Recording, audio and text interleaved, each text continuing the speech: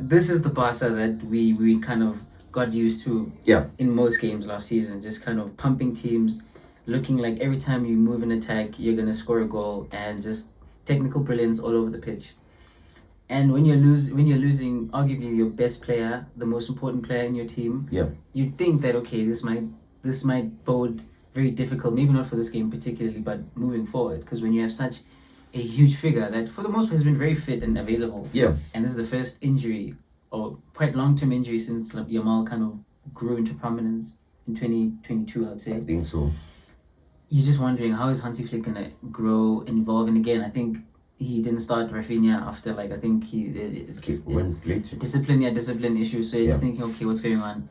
And I mean, dude, they looked comfortable from like minute one. They were like so comfortable. Again, Valencia are a shadow of the team they used to be. They're not really the team that we once remembered them once upon a time. And they were in a long relegation battle last season. True. I weren't really expecting much from them. To be fair, but even this was quite like always 5-1, 7-0. I think it's one of those crazy aggregate score lines where like in this amount of games they've only scored one type of goal. And it's very evident to see that, you know what, Barca, again, as I said before, they look like a team that's very settled. They look like a team that doesn't really need to figure things out in comparison to a Madrid right now. So I think they've still been, even though they drew last game, which, you know, was quite a surprise for a lot of people, this was the game where you're just like, how are they going to respond? Champions League this week, once again, a lot of the big teams are thinking, you know, let's like play our games, rotate, and just see how we can be able to kind of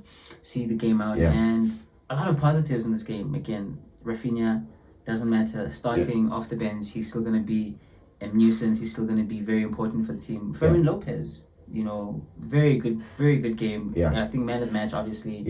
And man, what just who are your standouts for you in this game?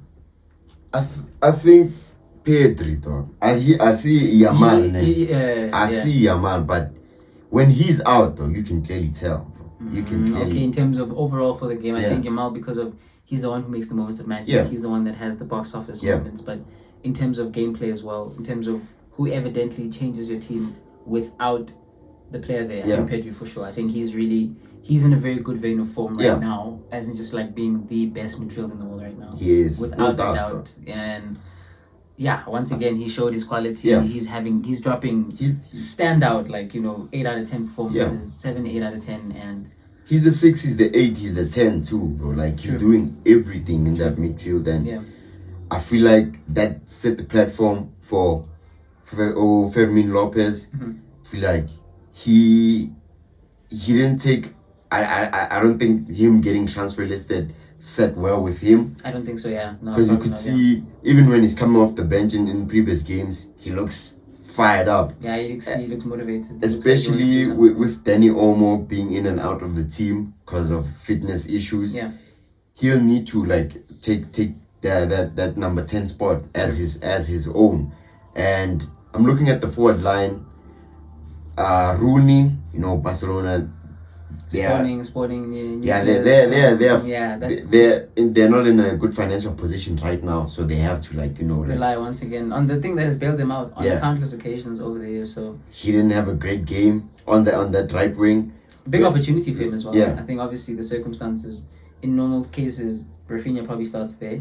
And that helped sway the attack more onto the left side. And Marcus Rashford. Better. He had a good game. He was lively. He was attacking. 1v1s. He was there cutting back. I'd say Ferran Torres didn't have his best games. One of his best games. He still managed to get an assist, but I think the change came when Rafinha and Lewandowski came into the pitch. I think he elevated the quality levels tenfold. As in, you can tell that they take less touches. They need less margins to get themselves in the best positions to score. They just kind of give them that opportunity.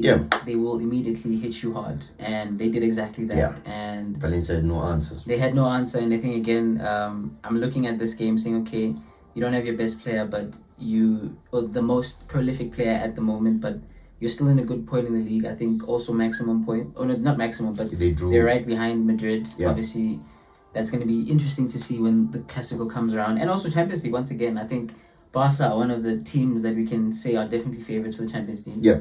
And I think they have the depth to at least go for, like, you know, I wouldn't say a quad maybe or anything like that, but they can, and on their day, they can beat anyone. Yeah. So I think, once again, impressive performance, killer, you know, did the job, nothing too crazy, and yeah. Next fixtures against Getafe.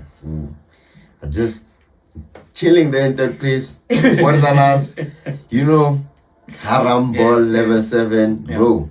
That's going to be an interesting game after traveling to St. James's Park for a Champions League fixture. Without Yamal, I want to see how they get out the next two fixtures. But I think Barcelona in a comfortable position so very far. Comfortable position, yeah. Yeah. But otherwise, I think we can just give massive credit to the team for how they performed. And again, we expected this, and we're just hoping that they're able to give that like same level of impetus throughout the season, because it's going to make the season much more interesting. Yeah. But other than that, yeah, we just wanted to give our brief thoughts on that. But yeah, let us know what you guys are thinking for the team. Do you think Barca are going to miss Yamal a lot, or do you feel like they have enough on their bench to kind of cover up until he's back? But yeah. For myself, Moon VJ, no foul play. Stay tuned in. Cool.